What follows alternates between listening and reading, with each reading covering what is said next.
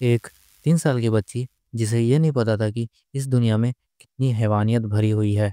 16 नवंबर की वो शाम जो मालेगाँव के डुंगराले गाँव में एक काली शाम बन गई। छोटी-सी यदन्या जो रोज़ की तरह अपने घर के बाहर आंगन में डेली खेलती थी, वो इसी तरह रोज़ की तरह खेल रही थी, लेकिन अचानक से वो गायब हो जाती है और उसका शव एक ऐसी जगह मिलता है जिसे देख पूरा गांव भड़क उठता है। पुलिस स्टेशन और कोर्ट में पथराव होते हैं और सबकी जुबान पे बस एक ही बात थी, फांसी। आज हम बात करेंगे मालेगांव के उस दर्दनाक केस के बारे में जिसने इंसानियत को शर्मसार कर दिया। I am Santosh and you are watching crime detail with Santosh. घटना 16 नवंबर 2025 रविवार की है, जब 3 साल की यदन्या रोज की तरह अपने घर के बाहर खेल रही थी।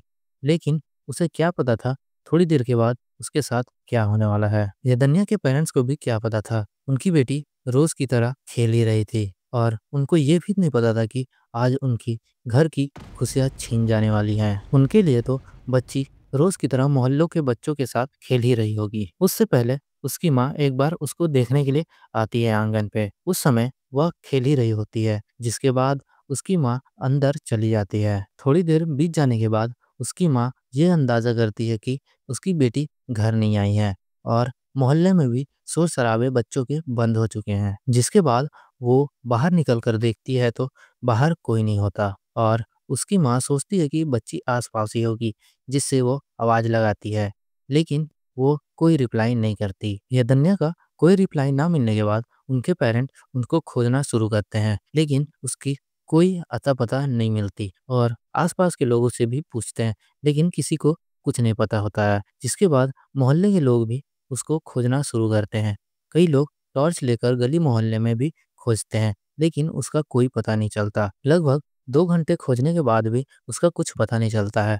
जिसके बाद गांव के लोग ही मोबाइल टावर के पास लगभग 7 बजे के आसपास वहां पहुंचते हैं और उनको झाड़ी के पास कुछ ऐसा दिखता है जिसे देख सभी के होश उड़ जाते हैं। वहां उनको कुछ ऐसा दिखता है जिसकी कल्पना किसी ने भी नहीं की थी। वहां उनको यदन्या की डेड बॉडी मिलती है, जो चेहरे पे उसके खून से लथपथ होती है, मानो किसी ने उसके चेहरे को किसी पत्थर से कुचल दिया हो। जिसके बाद स्थानीय लोगों ने पुलिस को इन्फॉर्म किया और पुलिस मौके पर आकर बॉडी को पोस्टमार्टम के लिए भेज देती है और वहां से एक शॉकिंग करने वाला खुलासा होता है। बताया जाता है कि बच्ची का रेप और मर्डर हुआ है, जिसमें आरोपी ने अपनी दरिंदगी दिखाते हुए बच्ची की पहले रेप की, उसके बाद उसका मर्डर कर दिया। अब गांव के ही 300 मीटर दूर पे उस बच्ची का लाश मिलना, जिससे सब कोई शॉक हो गए थे और पुलिस को और गांव के लोगों को भी ये पता चल चुका था ये घिनौना काम किसी गांव के ही लोगों का है। जिसके बाद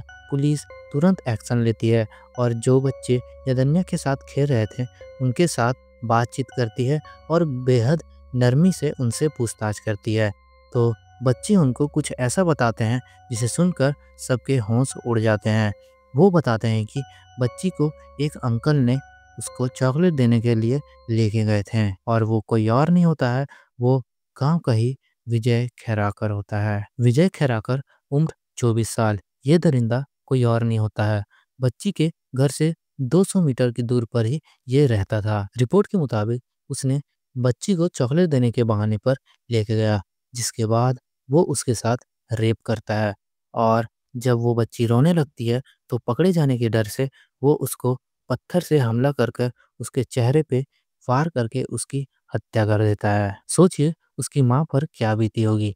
ये पता चला होगा कि उसकी फूल जैसी बेटी इस दुनिया में अब नहीं रही। और सबसे शॉकिंग बात तो ये है कि विजय भी उस भीड़ का हिस्सा था जो उस बच्ची को ढूंढ रहे थे।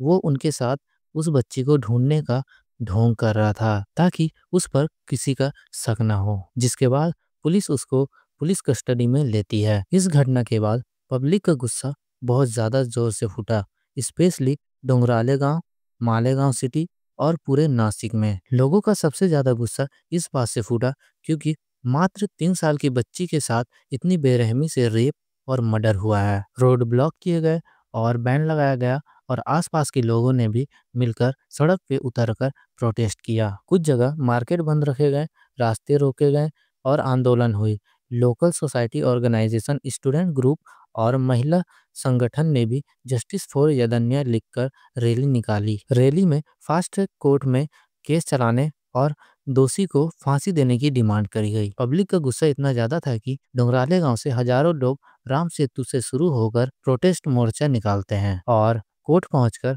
फांसी दो के नारे लगाते हैं। और कोर्ट में पथराव भी होता है, चप्पल जूते भी फेंके जाते हैं और दरवाजा भी तोड़ने की कोशिश की जाती है। लेकिन पुलिस भी मजबूरी में लाठीचार्ज करने पर मजबूर हो जाती है, जिससे वो भीड़ में थोड़ा काबू पा पाते हैं। स्थिति की गंभीरता को देखते हुए एक्यूज्ड को फिजिकली कोर्ट नहीं लाया जाता है, उसको वीडियो कॉल पे ही जोड़कर उसको हाजिर किया जाता है।